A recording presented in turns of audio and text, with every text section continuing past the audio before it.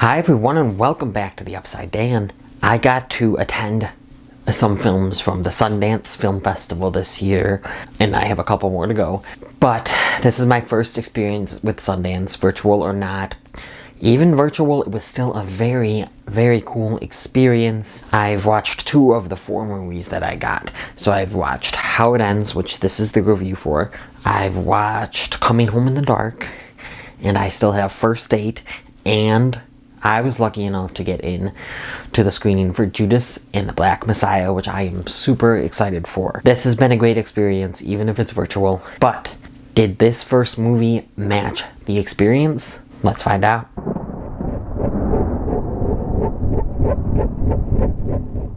On the last day on Earth, one woman goes on a journey through LA to make it to her last party before the world ends, running into an eclectic cast of characters along the way as she travels with her younger self. This was directed and written by Zoe Lister-Jones and Daryl Wein. It stars Zoe Lister-Jones and Cailee Spaeny. Like I said, this was a cool experience just to be, attending Sundance, and I definitely hope to physically go to the festival one year, or how many every years I can.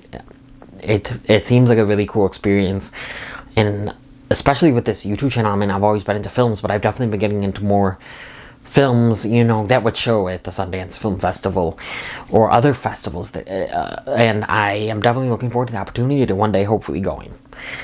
And, of course, going to other festivals as well.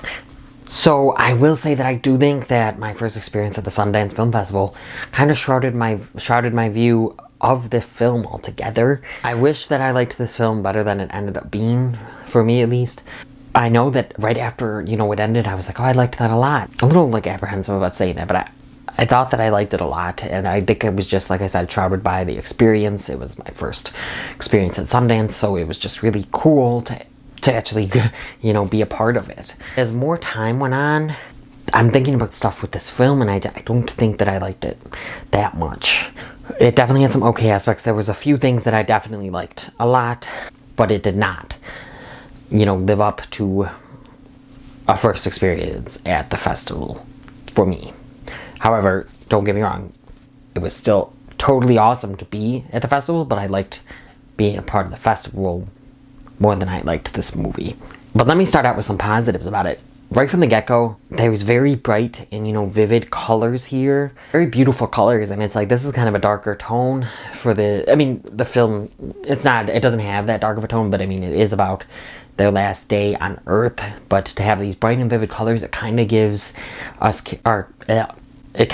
hope. It's kind of portraying hope, conveying hope. At least that's how I saw it. It was like, yes, it's their last day, but you gotta, make it worth it. And it definitely begs the question, what would you do on your last day on Earth? If the world was ending tomorrow, what would you do?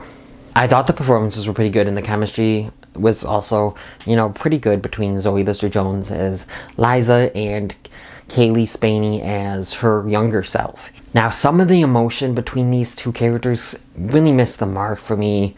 Some of it was fine, but I think a lot of it was just, it almost seemed like it was forced at a couple times throughout the film. A highlight of this movie is the cameos. The cameos, it keeps you guessing. And that's what intrigued me the most. It was like, oh, what cameo are we going to see next? What famous person are we going to see next? What comedian are we going to see next? And I got to give a shout out for 2 of the cameos especially. And that is Lamorne Morris. And that is Lamorne Morris. And that is Lamorne Morris and Olivia Wilde. These 2 characters are hysterical. Their scenes are just so funny. And definitely the 2 highlights of the film. I think Lamorne Morris is just such an underrated comedic actor. I wish that he got more, and he deserved more since being on New Girl, because he's just, so charismatic and funny, and he brings such a comedic presence to, anything he's in. Olivia Wilde's scene is also very funny. She has good banter between Zoe Lister-Jones and herself. But Lamorne Morris, I want to say, is the highlight definitely for me, but Olivia Wilde is really up there, And some of the other cast, cameos were good too. I liked Charlie Day and his real life wife, Mary Elizabeth Ellis. She plays the waitress from It's Always Sunny in Philadelphia. It was really funny to see them. They had a few funny lines. I thought some of their material was pretty good. Other comedic elements of this film fall completely flat, though, for me. And this is a film where if the joke doesn't land, it's not like it's gonna, a little bit, you'll get a little chuckle or you'll get a smile. To me, if these jokes don't land in this film, they fall flat. They are dead on arrival. So much stuff was awkward and cringy and just too hokey, and it didn't pay off. The comedic element did not pay off, other than the scenes that I mentioned prior.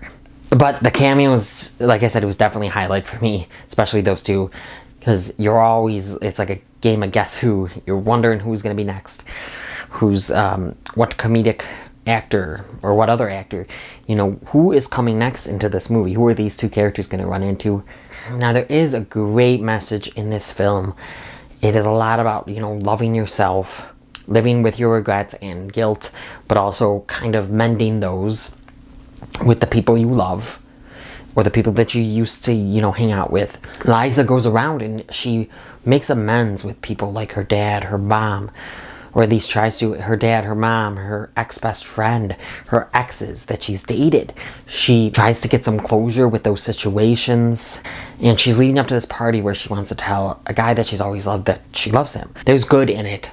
There is some good emotion in it. Like I said, though, some of it felt forced. I still wish we got better, execution of like the themes and the messages about loving yourself. I think it could have been better. I didn't think this was a horrible movie by any means. Some of the comedy lands, some of the emotional scenes land, but unfortunately a lot do not. Now, this was completely filmed throughout the pandemic. I do think there is a more fun and more emotionally charged and, emotionally satisfying film within this script, but I just don't think it's executed in a way that shows that. Now, I think that the directors, the writers, and the actors, most of them are capable of making something better. You can see some good stuff throughout this film, but some of the emotional beats and, like I said, a lot of the comedy just missed the mark for me. 6 out of 10. How It Ends gets a 6 out of 10 from me. Like I said, I loved my first experience at Sundance.